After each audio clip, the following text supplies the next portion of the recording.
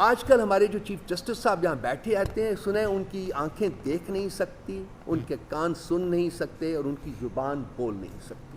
یہ ہے ہمارا وہ شخص جو کہ اس وقت چیف جسٹس آف پاکستان بیٹھے. یہ انصاف دینے کی بجائے انصاف کی وائلیشن میں پارٹنر بنا ہوا ہے. یہ بھی ان سایوں کے آرڈر کے اوپر آپریٹ کرتا ہے. یہ جو دیکھی ہوئی طاقتیں ہیں وہ بھی نہیں پاور لیس ہیں، جیسا کہ میں نے کہا. یہ اپنے انہیرنٹ پرنسپلز جو ہے ان کو امپلیمنٹ کرنے کی بجائے یہ احکامات کے انتظار میں بیٹھے رہتے ہیں. جہاں میرے دوست نے ابو ذر نے یہ بتایا ہے کہ انہوں نے کوئی اچھے فیصلے کیے ہیں، وہاں لیٹس ناٹ فرگیٹ کہ حدیبیہ پیپر ملز کا جو فیصلہ تھا وہ بھی انہوں نے کیا ہے، جس کی بیسس کے اوپر کچھ ان کے خلاف ریفرنس بھی گیا تھا، اور اس ریفرنس کو میرٹ پہ ڈیفینڈ کرنے کی بجائے انہوں نے امیونٹی لینے کی کوشش کی تھی اور ان کو دی گئی. فیض آباد دھرنے کا ججمنٹ بھی دیکھ لیجئے، وہ بھی کمپرومائز ججمنٹ ہے ان کا. تو ان کے جو فیصلے جو ہماری نظر میں جب سے یہ چیف جسٹس بنے ہیں تب تو یہ ریپریہنسبل ہیں. یہ بالکل ایک بائی سٹینڈر کے طور کے اوپر، ایک تماش بین کے طور کے اوپر کھڑا ہوا ہے یہ چیف جسٹس، رادر دین دس کہ جسٹس انصاف کے تقاضے پورے کرے، آئین کے تقاضے پورے کرے، لوگوں کی عزت و جان و مال کو پروٹیکٹ کرے. یہ اس کی وائلیشن میں ایک پارٹنر بنا ہوا ہے. نہ دیکھ سکتا ہے، نہ سن سکتا ہے، نہ بول سکتا ہے. ہماری ڈیمانڈ اس سے یہ ہے کہ یہ چلا جائے. اگر یہ انصاف پرووائڈ نہیں کر سکتا پاکستان کو اور پاکستانیوں کو تو اس کا کوئی مقام نہیں ہے وہاں بیٹھنا، اس کو چھوڑ دینا چاہیے. اور یہی حالت آپ کی اسلام آباد ہائی کورٹ کے چیف جسٹس کی بھی ہے.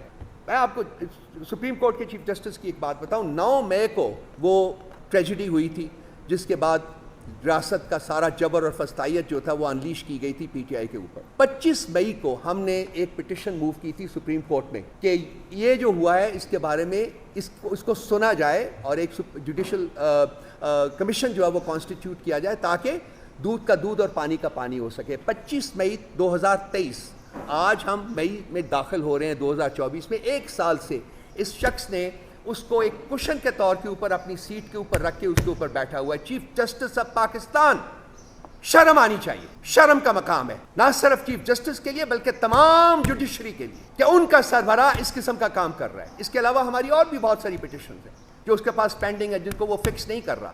اسی طرح سے اسلام آباد ہائی کورٹ کا چیف جسٹس بھی ہماری پٹیشن کو فکس نہیں کر. تو کیا ہماری تقدیر میں ایسے لوگ لکھے ہوئے ہیں؟ تو یہ ایک لمحہ فکریہ میرے دوستوں بھائی. دیکھیے اس ملک میں اس وقت 2 طاقتیں ہیں.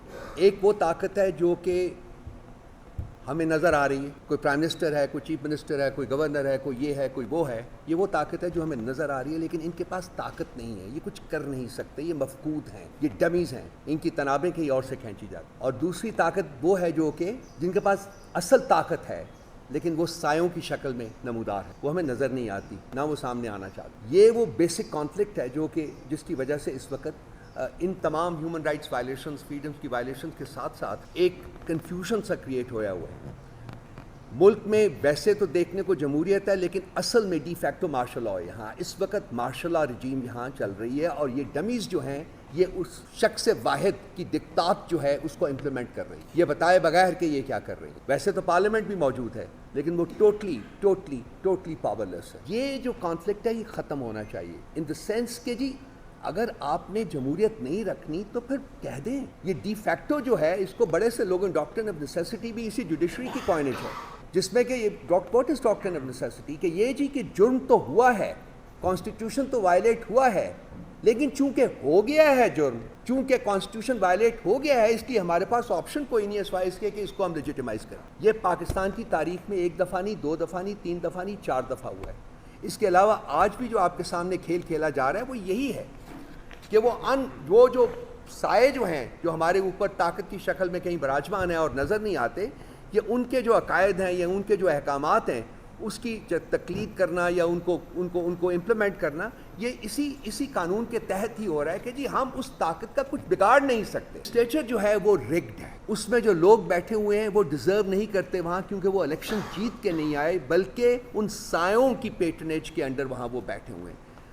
انہوں نے یہ نہیں کرنا کہ یہ قانون ایسے بنائیں جو کہ ہیومن رائٹس کو اسٹرینتھن کریں، وہ صرف وہ کریں گے جو کہ ان کو آرڈر کیا جاتا ہے. چونکہ جو ڈومیننٹ پریزنس ہے انہی لوگوں کی ہے، اس لیے وہ ان تمام چیزوں کو ٹھیک کرنے کی پوزیشن میں نہیں ہے۔ اس کے بعد آپ کا ایگزیکٹو آتا ہے۔ ایگزیکٹو کی جو سٹیٹس ہے وہ 6 ججز کے لیٹر میں بڑی کلیئرلی ڈیفائن کی گئی ہے کہ کس طریقے سے ایگزیکٹو نہ صرف کمپلسٹ ہے کرائم میں، بلکہ ایگزیکٹو جو ہے وہ پرپیٹریٹر بھی ہے کرائم، وہ تمام کرائمز جس کا ذکر ابو ذر نے بھی کیا ہے، اور وہ لیٹر جو 6 ججز کا ہے اس میں بڑی ایکسپلسٹلی اس کا ذکر کیا گیا ہے، جس کو آج پاکستان کی سپریم کورٹ دبانے کی کوشش کر رہی ہے۔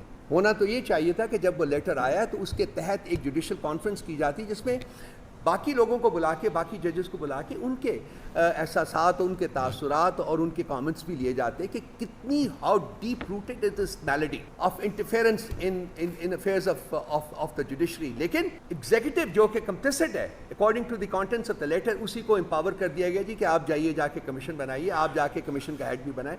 وہ تو we are grateful to the person who was nominated as the head of the commission کہ انہوں نے کہا جی کہ میں ان ٹیوز پہ کام نہیں کر سکتا، تو یہ معاملہ آگے بڑھائے۔ لیکن ابھی تو یہ جو ایگزیکٹو بھی کمپلسٹ ہے جرم میں، ہیومن رائٹس کی وائلیشن میں، فریڈمز کی وائلیشن میں، یہ کمپلسٹ ہے۔ اور تیسرا جو آپ کا پلر ہے وہ ہے جوڈیشری۔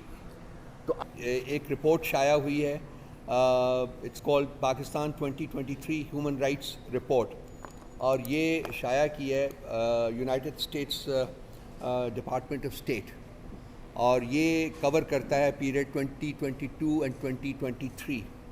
اور اس میں جو ہیومن رائٹس کی اسٹیٹ پاکستان میں بیان کی گئی ہے وہ اگر آپ بھی پڑھیں، میں یہ کہوں گا رضوان آپ بچے یہ جو مجھ سے لے کے اس کی سافٹ کاپی ساروں کو آئی ایم شیور ان کے پاس ہوگی، لیکن آپ کر دیجیے گا۔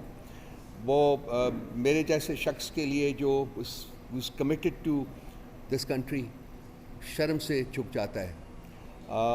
اس میں آپ ہیومن رائٹس لے لیں، اس میں آپ فریڈمز لے لیں، کچھ بھی لے لیں، انہوں نے نہایت ڈیٹیل کے ساتھ اس چیز کا بتایا ہے آپ کو کہ کس کس طریقے سے ان فریڈمز کو، ان ہیومن رائٹس کو وائلیٹ کیا گیا ہے، اور بہت سی چیزیں ہیں۔ میں صرف 2-1 منٹ میں آپ کو پڑھ کے سنا دیتا ہوں تاکہ سبجیکٹس جو ہیں وہ آپ کو کلیئر ہو جائیں۔